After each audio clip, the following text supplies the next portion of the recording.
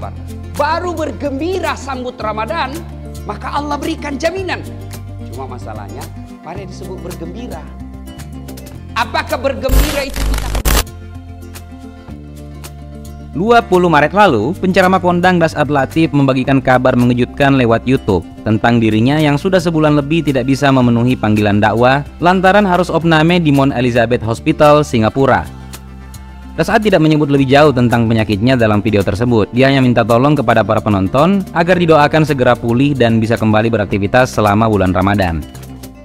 Spekulasi liar di internet menyebut Dasat Latif terkena kanker usus. Namun menurut jurnalis senior Ilham Bintang yang sempat saling kontak dengannya via WA, penceramah ini justru terkena histoplasmosis, sebutan untuk infeksi paru-paru yang disebabkan oleh jamur. Kabar soal kondisi Dasat yang tersebar luas di media sosial praktis mengundang perhatian banyak pihak termasuk para pesohor. Dubes RI Singapura, Surya Pratomo adalah salah satu nama besar yang datang membesuk. Bahkan Menteri Pertahanan Prabowo Subianto sampai menulis pesan dukungan lewat surat lantaran tidak bisa hadir secara langsung. Dasat Latif memang bukan pendatang baru dalam industri penyiaran tanah air. Dia sempat mengisi beberapa acara religi di stasiun TV, bahkan pernah berkonflik dengan seleb Nikita Mirzani pada 2011 lalu. Duduk perkaranya adalah bacaan sholat si Nyai yang dikomentari sebagai pelecehan oleh sang ustadz, kemudian ditanggapi balik oleh Nikita dengan beberapa komentar menohok. Namun setelah nyaris setahun saling sindir lewat platform masing-masing, pada akhirnya 2022 kemarin, Nikita Mirzani malah mengejutkan publik karena mendatangi sang ustadz secara langsung untuk meminta maaf. Loh, siapa sih sebenarnya ustadz satu ini? Kok bisa seorang Nyai yang berani lawan petinggi FPI sampai berbesar hati minta maaf duluan ke Dasat Latif?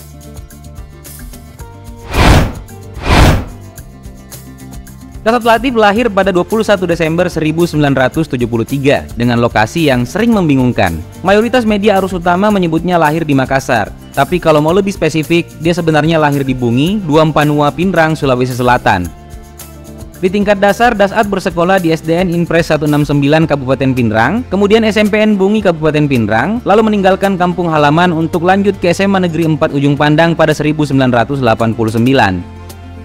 Ketika lulus pada 1992, Dasat lantas menempuh pendidikan S1 di jurusan Peradilan Agama Fakultas Syariah IAIN Alauddin dan lulus tahun 2000, yang ditempuh secara paralel dengan kuliahnya di jurusan Ilmu Komunikasi FISIP Unhas dari 1994 hingga 1998.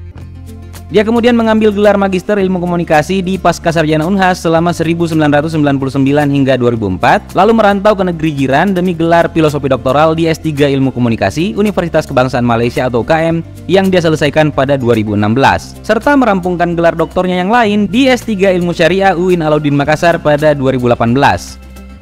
Sejauh ini Dasat Latif sendiri sudah menikah. Haja Naura Siddiqiyah adalah hafid 30 juz yang resmi jadi istrinya sewaktu masih berusia 16 tahun saat masih mondok di pesantren Darul Istiqomah Macopa Maros, yang sekaligus jadi lokasi keduanya melangsungkan pernikahan. Itu hubungan yang harus dibayar cukup mahal karena sesuai adat Bugis dan Makassar, Dasat harus menebus uang pesta atau panai sebesar 333 juta rupiah. Dengan tambahan mahar berupa 333 riyal Saudi, 333 gram emas, serta 1 unit rumah. Dari pernikahan inilah, Dasat Latif akhirnya dikaruniai satu buah hati bernama Naurah Nazira.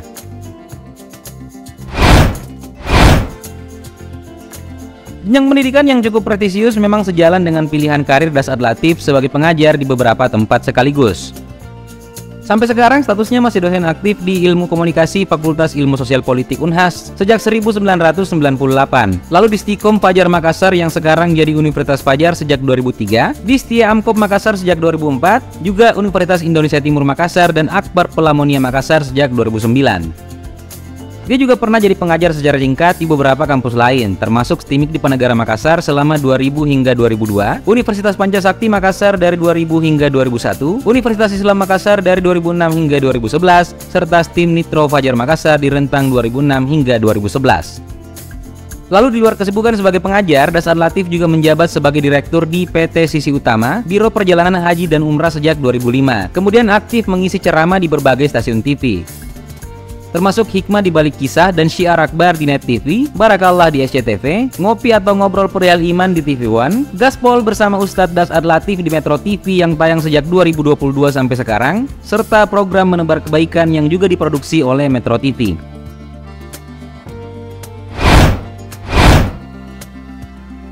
Das'ad Latif sendiri sudah terkenal jauh sebelum mengisi acara di berbagai stasiun TV. Pendekatan dakwah yang cenderung jenaka membuatnya gampang disukai, hingga berhasil mengumpulkan jutaan penggemar di berbagai platform media sosial, entah itu di YouTube, Instagram, maupun TikTok. Namun terlepas dari pembawaan kocaknya saat mengisi ceramah, Das'ad Latif tetap seorang akademisi yang sesekali mesti bersikap serius. Makanya selain aktif berkarya secara lisan, dia juga menerbitkan beberapa tulisan lewat setidaknya 4 buku. Pertama ada Pilkada, Nikmat atau Bencana, pemikiran politik seorang dai, lalu Islam yang diperdebatkan, membahas masalah khilafiyah dalam perspektif ilmiah, serta dari hati ke hati juga media sosial suatu alternatif. Mungkin karena kehidupan ganda dari dua kutub yang berbeda itulah, pada 2021 lalu, Menteri Agama Yakut Khalil Qumas mendapuk Das'ad Latif sebagai duta moderasi beragama. Atau mungkin itu alasan yang justru membuatnya dipinang sebagai wakil oleh calon wali kota Makassar Tamsil Lindrung dalam Pilkada Makassar yang berlangsung pada 2013 silam. Dari beberapa informasi sebelumnya, harusnya sudah tidak sulit mengidentifikasi sumber pendapatan Ustadz satu ini. Selain gaji bulanan yang didapat sebagai dosen PNS, dia juga mendapat honor dari mengajar beberapa kampus swasta. Kemudian punya agen perjalanan, serta ada penghasilan tambahan yang bisa diraup lewat monetisasi media sosial. Total kekayaannya juga tidak sulit dilacak sih, karena saat jadi calon wakil wali kota Makassar, dia wajib melaporkan hartanya yang sebesar 7,7 miliar rupiah ditambah 13.000 US dollar atau kisaran 194.935.000 rupiah kalau mengikuti kurs terkini. Lalu bagaimana kondisi Ustadz kondang satu ini setelah beberapa minggu dinyatakan sakit? Syukurnya dia sudah dibolehkan pulang oleh rumah sakit. Seperti dibagikan via Instagram oleh Wakil Wali Kota Makassar 2014-2019 Syamsul Rizal, meski belum fit, Das'ad Latif sudah langsung mengisi ceramah untuk salah satu masjid di Singapura. Akun Instagram dan kanal YouTube pribadi miliknya saat ini juga kembali aktif, bahkan sempat mengunggah ucapan selamat untuk klub sepak bola dari kampung halamannya, PSM Makassar, yang sejak 31 Maret kemarin resmi menjadi juara dalam Liga 1.